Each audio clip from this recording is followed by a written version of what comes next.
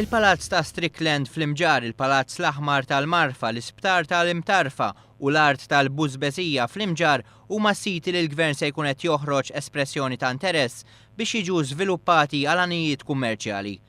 Dan l-iżvilupp mhux se jkun qed iħares biss lejn l-iskopijiet kummerċjali, iżda se jkun qed jara li ma jkunx hemm impatt ambjentali negattiv u għalhekk li din is-sejħa interess se tkun qed timxi skont il-linji tal-ODZ.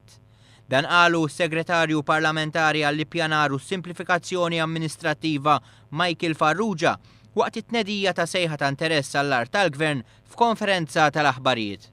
Farrugia iddeskriva r-reklamazzjoni ta' din l-art bħala opportunità li se sservi ta' benefiċċju kemm l-ekonomija kif ukoll ta' tiħajja mill-ġdid lil dawn is-siti mitluqa. Frejna dal-interess, identifikajna numru ta' postijiet madwar Malta, ħriġna l-ewwel set terba' postijiet illum, nkun qed noħorġu settijiet oħrajn ta' binjiet oħrajn storiċi imma huma mitluqin u qed jaqgħu biċċiet.